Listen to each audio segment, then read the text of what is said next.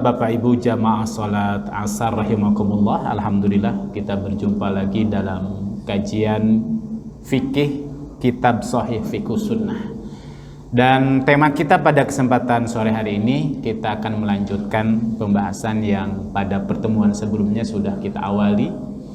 Sudah kita berikan muqaddimah atau pengantar ya, terkait dengan as-salatut tatawwu' ya, salat-salat sunnah ya. Kalau pada pembahasan sebelumnya kita bahas beberapa hadis dari Nabi Muhammad SAW terkait dengan fadilah atau keutamaan atau urgensinya, pentingnya kenapa kita mesti memanfaatkan waktu dan kesempatan kita. Selain sholat fardu yang kita tunaikan 17 rakaat jumlahnya 5 kali dalam satu hari, ternyata di sana Allah Subhanahu wa taala membentangkan kesempatan kepada kita semua untuk bisa lebih memperbanyak lagi sholat, memperbanyak lagi sujud, yaitu dalam sholat sunnah, sholat sunnah, sholat tatawwu atau sholat nafilah ya. Itu sama maknanya, yaitu sholat yang ditunaikan selain sholat fardu. Nah, dalam kitab ini Bapak Ibu rahimakumullah, kemudian qolal mu'allif, berkata pengarang kitab ini, aqsamus sholatut tatawwu', pembagian atau macam-macam sholat sunnah.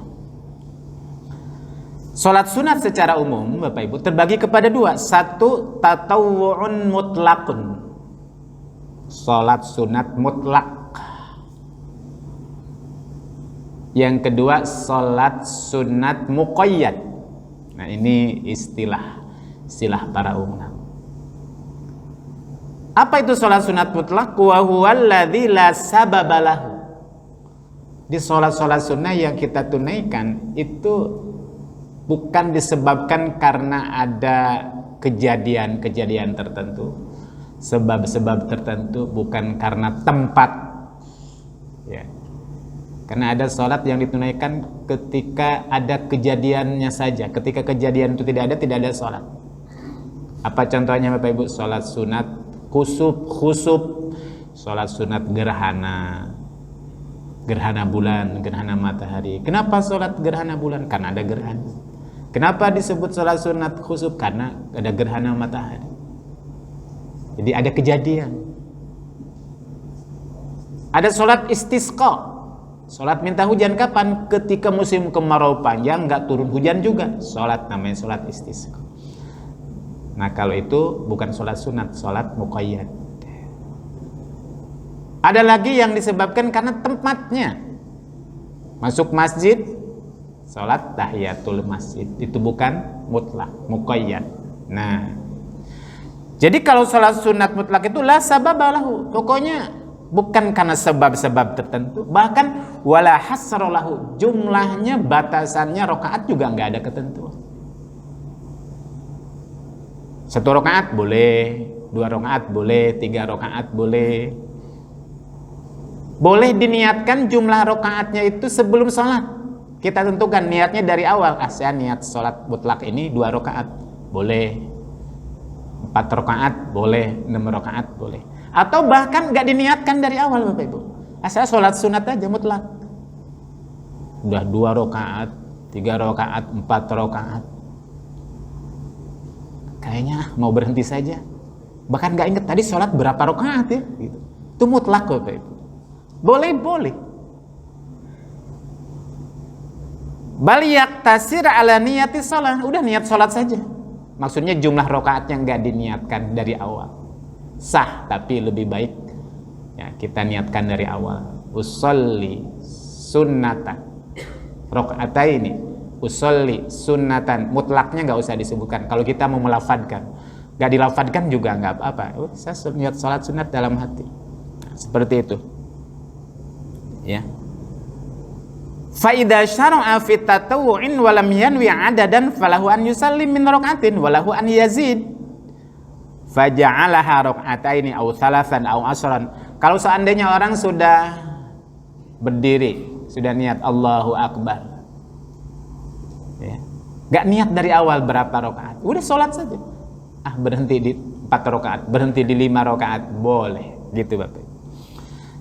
Nah, ini sholat sunat mutlak. Nggak tahu Bapak Ibu pernah menunaikan apa belum Bapak Ibu? Ya. Nah, boleh sekali-kali. Apa dasar hukumnya? Ini ceritanya para ulama menyimpulkan ada sholat sunat mutlak itu berdasarkan hadis riwayat Abi Dzar.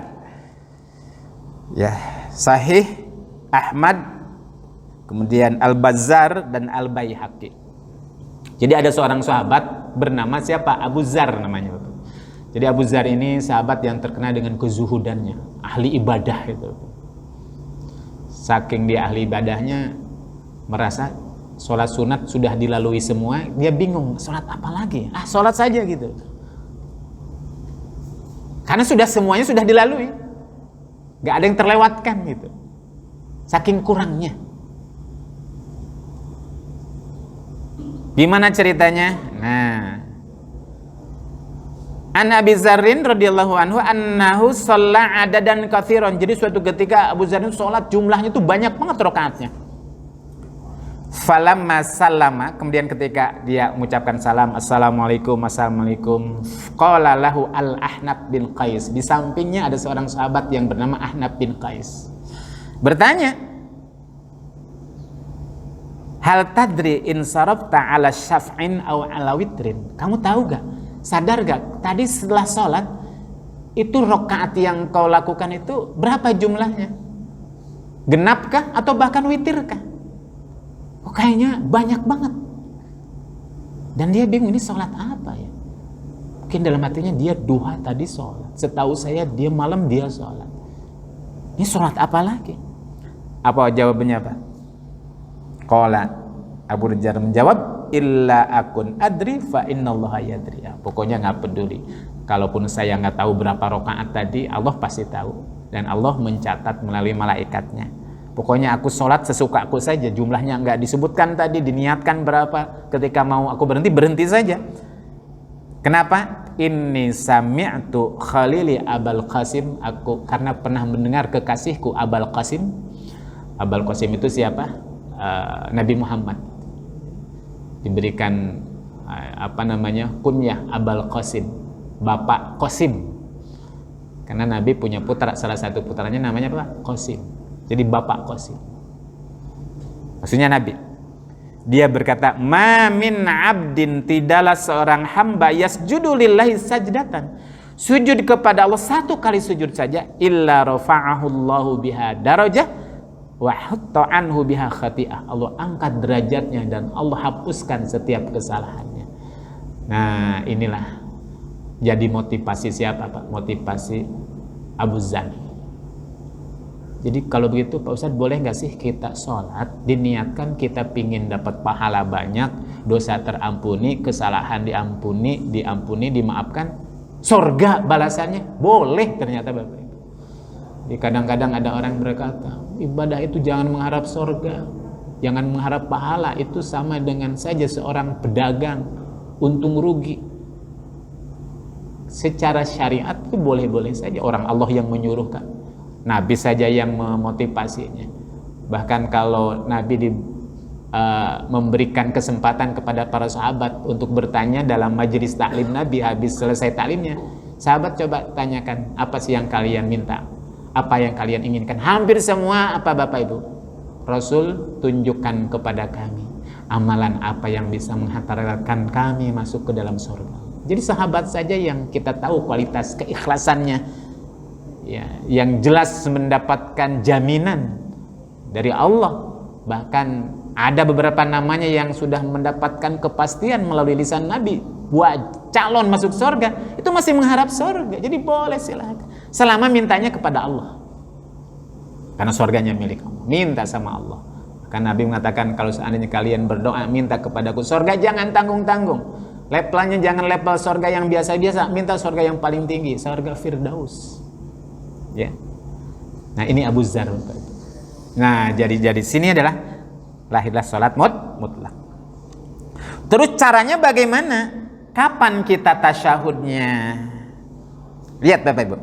In tatawwa'a bi raka'atin fala budda minat tasyahhud aqbah. Kalau seandainya kebetulan salat mutlaknya itu cuma 1 rakaat, boleh enggak? Boleh.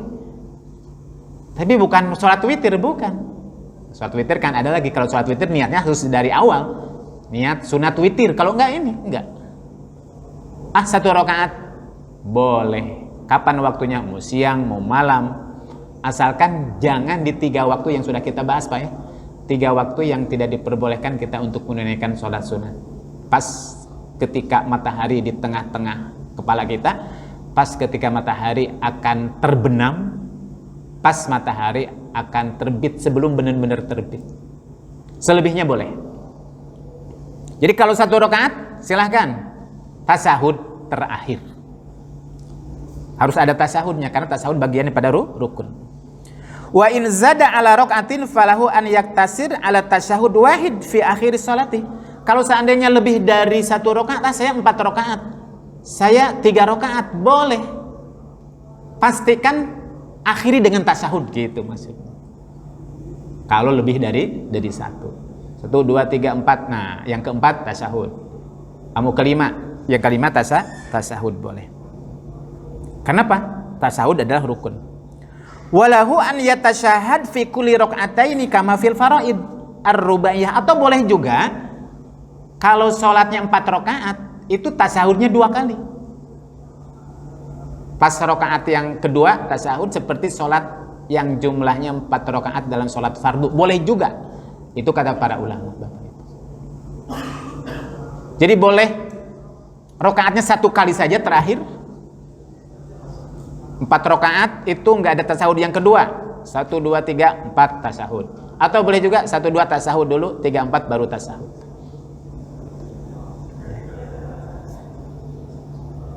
Fa in kanatil adadu witron fala budda min tasyahud fil akhirah aidan. Atau kalau seandainya kita sholat mutlaknya witir, udah berarti yang terakhir.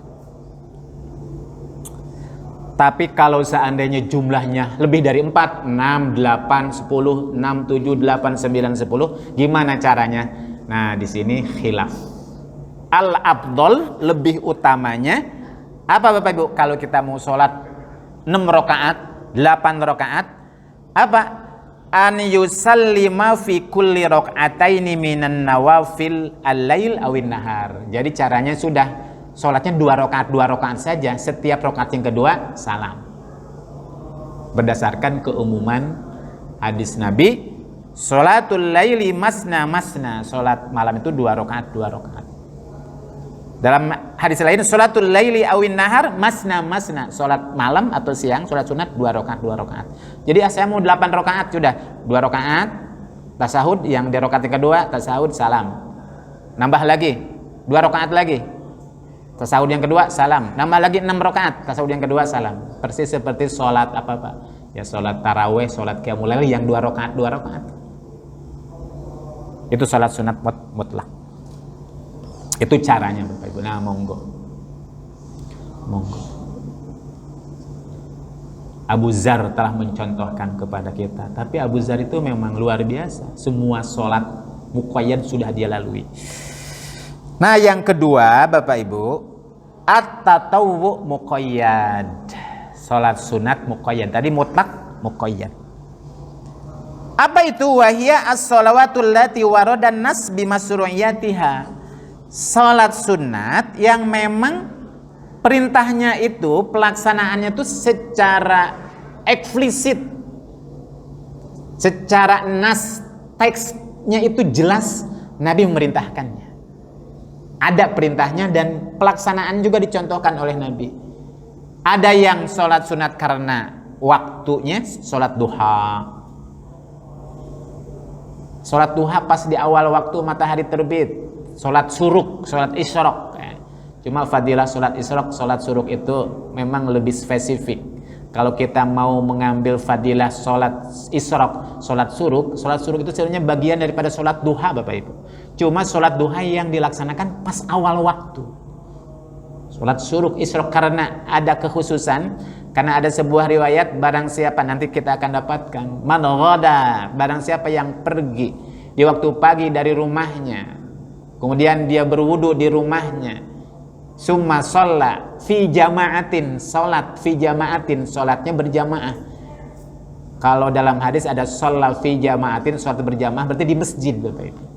Setelah selesai, dia tidak pulang ke rumah, tapi berhenti sejenak, zikir, membaca doa, wirid sambil nunggu matahari terbit, kemudian sholat suruk, maka fadilah keutamaannya itu sama dengan menunaikan ibadah umroh, haji dan umroh. Sebagian para ulama ada yang mendoibkan, kalau sekarang Bapak Ibu ongkos umroh mahal, katanya haji biayanya mau naik kan itu. Nah, jangan takut, apa? Ini sholat isyraq. Keutamaannya seperti itu. Ada lagi karena Pak tempat tahiyatul masjid tadi ya. Ada lagi apa? Sholat taubat. Kenapa? Karena bertaubat dari dosa. Bingung, ada pilihannya. Diterima di 2 instansi. Pekerjaan nih dua-duanya luar biasa nih, gajinya besar, tapi bingung mana yang diambil. As-sholat istikharah namanya. Nah, itu muqayyad, dikembalikan daripada mutlak. Ya. Nah, wahya naw'an, sholat sunat mutlak dibagi 2 lagi. Satu, as-sunanu rawatib, sholat sunnah rawatib. Apa? Wahya as-sunanu tabi'atu lil faraidi al-khams, sholat sunnah yang ditunaikan karena beriringan dengan sholat fardu. Ya. Wa minha ma yata'akhir, ada yang dilaksanakannya setelah sholat fardu, namanya apa? Ba'diyah, sering kita sebutkan. Ada lagi yang sholatnya didahulukan sebelum sholat fardu, namanya qobliyah, namanya rawatib. Jadi sholat rawatib itu bagian daripada sholat sunat mutlak.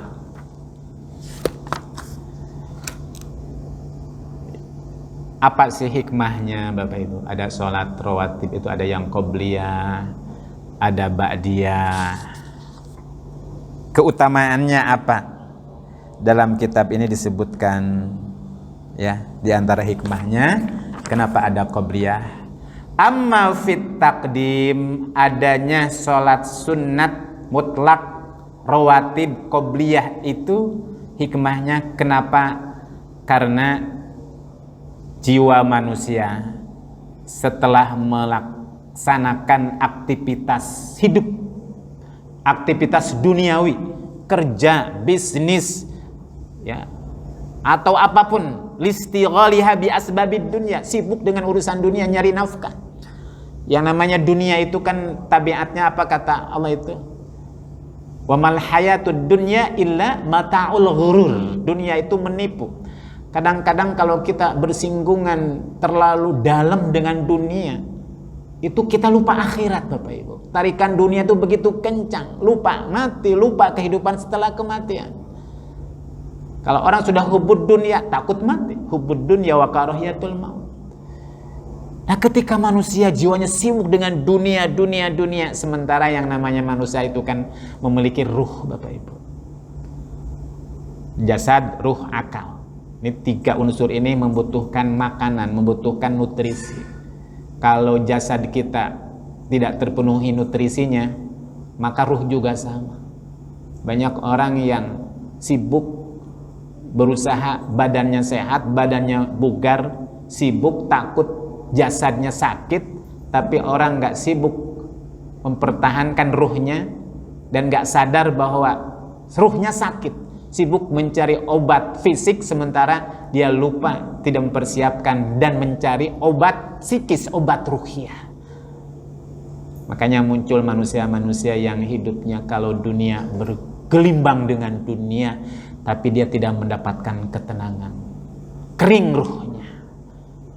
Dunia berlimpah, kendaraan mewah, rumah megah, semuanya kok, tapi kok jiwanya nggak mendapatkan ketenangan. Kenapa? Oh, ternyata kata Allah, Wa man a'rada an dzikri fa inna lahu ma'isatan dhanka wa nahsuruhu yaumal qiyamati a'ma. Barang siapa orang yang berpaling dariku, maka aku akan berikan kepada orang itu sebuah kehidupan yang sempit di tengah-tengah gemerlapnya dunia.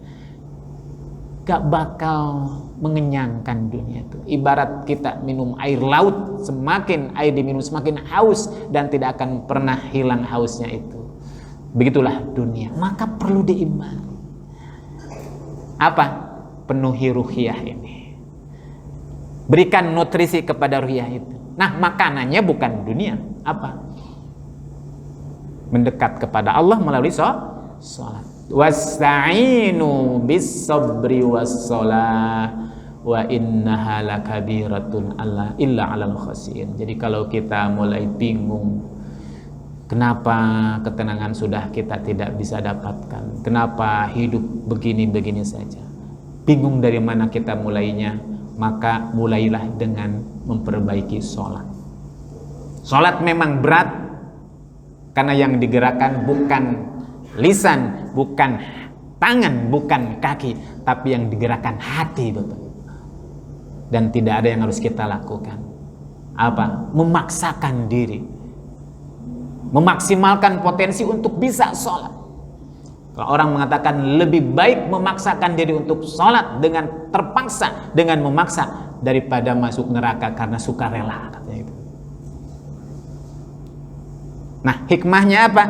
Amma fit taqdim fali annan nufus. Ketika itu kita sholat qobliyah sebelum fardu. Kenapa? Karena jiwa ini sibuk dengan dunia. Takunu ba'idatun an halil khusyu' wal khudur. Jauh dari kekhusyuan, kehadiran hati. Dan ini ruhnya ibadah. Fa idza quddimat an-nawafil 'alal faraid anasat an-nafsu bil ibadah. Nah, ketika diawali dulu sebelum sholat fardu, kita awali ini dengan sholat sunnah. Yang tadinya sibuk, gak bisa khusyuk dengan dunia, apa? Panaskan dulu. Ibarat mesin ini, mesin Bapak Ibu, sebelum kita pakai untuk melaju lebih kencang, harus ada muqaddimah, harus ada pemanasan dulu. Kalau kita mau berolahraga supaya tidak kejang-kejang, tidak pegal-pegal nanti, apa? Ada stretching dulu. Jadi sholat qobliyah itu ibarat olahraga itu stretching dulu, Bapak Ibu. Pelenturan hati nih, hati sebelum khusyuk di sholat fardu harus dilenturkan dulu nih, pemanasan dulu. Karena kemarin berjibaku dengan dunia, sekian jam kita sibuk dengan dunia, sementara dunia itu melalaikan. La tulhikum amwalukum wala auladukum an dzikrillah. Kata Allah seperti itu. Nah, di muqaddimah dulu, dilenturkan dulu. Fa idza quddimatin nawafil 'alal faraid an-nafsu bil ibadah. Ketika sudah diawali dengan ibadah sholat sunnah, maka jiwa ini akan lembut, ya, akan lembut, akan siap. Itu hikmah qobliyah. Hikmah qobliyah. Wa amma ta'khiruha, adapun kenapa ada hikmah setelah sholat qobliyah, sholat fardu, kemudian ada sholat sunat ba'diyah. Falamma taqaddama min anna nawafila jabiratun linnaqsil faraidi, fa idza waqa'al fardu nasibun an yaqa'u ba'dahu ma yujbirul khalal alladhi yaqa'u bihi. Nah, adapun hikmah kenapa ada sunat ba'diyah, ketika kita sudah sholat fardu, bisa jadi sholat fardu kita nggak sempurna. Kemarin sudah kita bahas di hadis yang pertama, Bapak Ibu, ya, hadis pertama tentang urgensi fadilahnya sholat sunat itu apa? Ma min rajulin, tidaklah seseorang, kata Nabi, selesai menunaikan sholat, illa kutibalahu, melainkan Allah itu akan memberikan poin, akan memberikan nilai kepada orang yang sholat itu. Ada yang usruha, tis'uha, sumunuha, sudusuha, ada yang dapat 10%-nya, ada yang 1/9-nya, ada 1/8-nya, ada yang 1/3-nya. Dan kemudian setelah dihisab itu, Allah berkata kepada malaikat, wahai malaikat, unzur, lihat sholat fardunya gimana dia itu, atammaha am naqasaha, sempurna gak sholatnya, khusyuknya gimana, syarat rukunnya terpenuhi gak. konsentrasinya gimana, kekhusyuannya gimana, bacaannya gimana, gerakannya gimana. Terus setelah sholat dia bisa nggak, mampu nggak? Sudahkah sholat yang selama dilakukannya ini bisa mencegah orang berbuat fasad dan munkar? Coba lihat. Kalau seandainya sempurna, katakanlah sempurna. Tapi kalau seandainya ternyata kurang sholatnya, sholat fardunya, sudah sholatnya di akhir-akhir waktu lagi, sudah nggak berjamaah lagi. Kata Allah kepada malaikat, lihat sholat sunnahnya. Kalau kurang, tambahkan tuh dari sholat sunnah. Mungkin tadi sholat fardu kita kurang maksimal, kurang khusyuk. Tutup, sempurnakan dengan sholat sunat ba'diyah. Itu kata para ulama Bapak Ibu dalam kitab. Hikmahnya ya. Cuma masalahnya kan tidak semua sholat fardu itu ada qobliyah, ada ba'diyah. Ada qobliyah saja, ada ba'diyah saja, ada qobliyah dan ba'diyah. Ya. Ya. Baik. Ar-rawatib mu'akkadah wa ghair mu'akkadah. Sholat sunat rawatib itu dibagi dua lagi. Ada mu'akkad, ada ghair mu'akkad. Mu'akkad itu apa Bapak Ibu? Perintah dari Nabi kepada kita untuk menunaikannya dengan perintah yang agak sedikit tegas perintahnya, dan Nabi selalu menunaikannya. Muakkadah itu artinya dikuatkan, tapi tidak sampai wajib. Kalaupun tidak dilakukan nggak apa-apa, cuma kalau bisa, nggak ada waktu, jangan ditinggalkan. Itu muakkad. Kalau ghairu muakkad ya pilihan. Itu ada dua. Nah, apa saja sih? Wa hadhihi sunan at-tabi'ah lil faraidhi minha ma huwa muakkad qad dawama alaihi Rasulullah sallallahu alaihi wasallam. Ada yang muakkad yang Rasul itu melakukan saja, bahkan ada sholat sunat rawatib Nabi nggak pernah meninggalkannya Bapak Ibu. Seolah-olah wajib, baik dalam keadaan mukim ataupun dalam keadaan safar. Bahkan kalau seandainya lupa, Nabi nggak menunaikannya pada sholat sunat, diqadha di luar waktunya. Sholat apa? Sholat qobliyah subuh. Nanti akan kita ketemu. Jadi jangan disepelekan sholat sunat qobliyah subuh itu. Karena dalam sebuah riwayat ya, Nabi mengatakan raqaatal fajri khairun minad dunya wa ma fiha. 2 rakaat fajar itu lebih baik daripada dunia dan segala isinya. Subhanallah. Lebih baik daripada dunia Bapak Ibu dengan segala isinya. Makanya Nabi nggak pernah meninggalkan.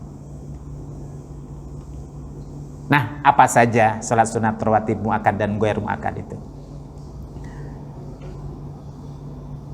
Kata pengarang kitab ini, sholat sunat muakkad itu yang rawatib itu ada 10 rakaat Bapak Ibu. Asrun.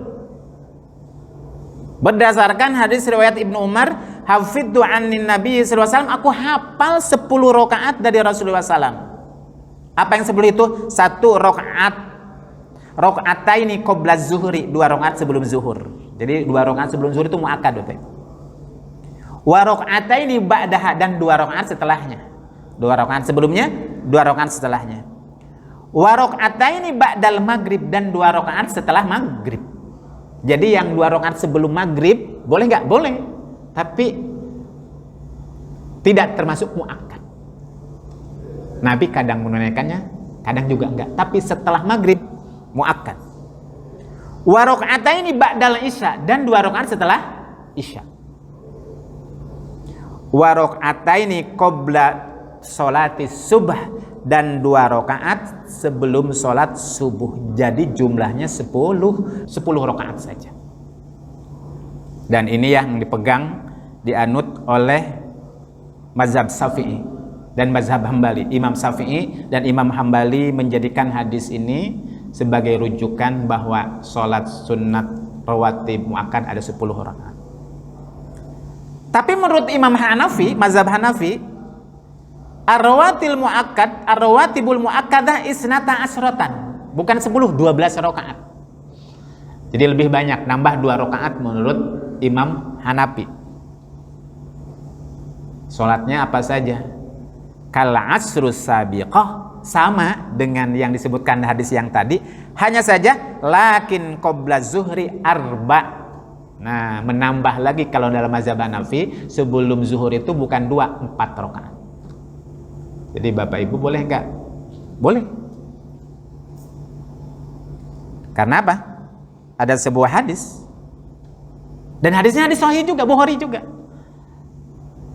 Sama-sama sholat qobliyah, tapi yang 1-2, 1-4 rakaat. Jangan diperdebatkan Bapak Ibu. Yang benar 4, yang benar 2. Ini gara-gara berapa? Daripada bingung yang sini 4, mazhab ini 4, ini mazhab 2, udah saya nggak sholat saja. Itu yang salah kan itu Bapak Ibu. Karena hadisnya sama-sama sahih. Bisa dipertanggungjawabkan bahwa sholat yang 4 rakaat sebelum zuhur dan 2 rakaat sebelum zuhur itu Nabi lakukan. Berarti boleh diamalkan dua-duanya. Ini namanya apa? Kalau dalam istilah fiqhul ikhtilaf namanya ikhtilafut tanawwu. Perbedaan para ulama yang sifatnya itu variatif, boleh kita memilih, bukan al-ikhtilaf at-tadad. Perbedaan yang kontradiktif, ini benar, ini salah, ini bukan masalah benar, bukan ini masalah salah. Kadang Rasulullah mencontohkan kepada kita cara sholat itu dengan beberapa cara yang berbeda. Ya, cuma biasanya karena kita taunya dari satu guru, nah, pokoknya apa kata guru, ini yang lain berbeda salah. Nah itu jangan seperti itu. Jadi menurut mazhab Hanafi boleh 4 rakaat. Ya. Bahkan dalam riwayat yang lain, Bapak Rahimahullah, ada sebuah hadis,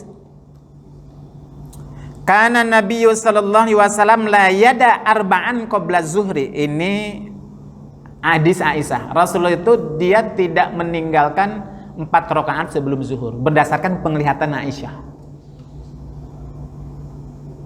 Ya, ini menurut mazhab Hanafi. Dalam riwayat yang lain, man shollas isnatai asrata rakaatan fil yaumi wa lailah.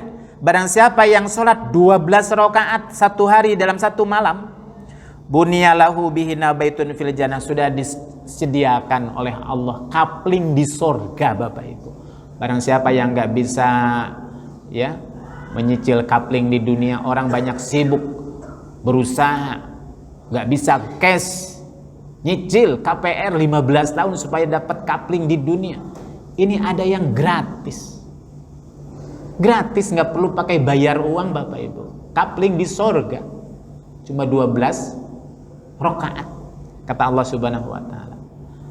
Jadi ternyata surga itu murah Bapak Ibu. Ya, saya lihat ada sebuah postingan, ternyata surga itu murah, justru yang mahal itu neraka katanya. Zina pakai duit, judi pakai duit, kan itu kan. Kan sholat gratis, gratis. Tapi nanti kaplingnya nggak di dunia, kaplingnya nggak di dunia. Ya. Itu Bapak Rahimahullah. Wa amal malikiyah, nah mazhab yang ketiga, lihat. Fala tahdida li adadi rakaatis sunan rawatib indahum. Kalau mazhab Maliki itu enggak dibatasi Bapak Ibu. Bal yakfi fi tasrin nadbi rakaatani fi kulli waqtin. Dia berpendapat disunahkan, dianjurkan 2 rakaat saja setiap waktu, silahkan. Itu menurut mazhab Maliki. Karena tadi ya berdasarkan riwayat tadi, barang siapa yang memperbanyak sujud, alaika bi kasrati sujud, berdasarkan perintah hadis Nabi yang bersifat umum itu masalah khilafiyah Bapak Ibu. Ya intinya inilah yang disebut dengan sholat sunat rawatib. Menurut mazhab Syafi'i ada 10, menurut mazhab Hanafi ada 12, menurut mazhab Maliki enggak dibatasi. Pokoknya antara azan dan iqomah ada sholat sunat rawatib, monggo ya, nggak usah diperdebatkan. Cuma ini kan hanya ditinjau dari aspek hukum fikih saja, istilah saja para ulama. Kalau dulu para sahabat hampir tidak membedakan ini muakkad, ini ghair muakkad, nggak ada istilah ada ghair muakkad dan muakkad. Itu kan istilah para ulama untuk mengklasifikasikan secara teoritis hukum penamaan sebuah istilah dalam menunaikan ibadah sholat fardu. Ini Bapak Ibu rahimakumullah ya. Nah, bagaimana pelaksanaannya, apa sunnah-sunnahnya, ya, bagaimana melaksanakan sholat rawatib 12 rakaat, 10 rakaat. Kita akan bahas satu persatu insya Allah. Mulai dari yang pertama, sholat qobliyah subuh. Ini masih ada waktunya, Bang? Kita lanjut satu saja atau sudah cukup? Cukup ya? Ya, karena waktu kita memang dibatasi, Bapak Ibu. Kita juga ya jangan sampai meninggalkan tugas dan kewajiban kita. Ya. Selaku abdi negara yang harus bekerja secara profesional sudah barang tentu. Ya. Baik, ini saja. Insya Allah kita ketemu lagi di bulan depan ya. Kita ketemu sebulan sekali, nggak apa-apa. Nggak perlu banyak-banyak, kan yang penting itu adalah sedikit, tapi kita paham, dan yang lebih penting kita memang mampu menunaikannya. Kalau dulu para sahabat belajar dengan Nabi, belajar Quran saja, kata Ibnu Abbas, kami belajar sama Nabi itu nggak lebih dari 10 ayat. Belum kami melanjutkan 10 ayat, sebelum itu kami hafal, kami paham, dan kami mengamalkan. Seperti itu. Ya. Demikian Bapak Ibu, yang benar dari Allah dan Rasulnya, yang salah dari kehilapan saya pribadi. Wallahul muwaffiq ila aqwamit thoriq. Wassalamualaikum warahmatullahi wabarakatuh.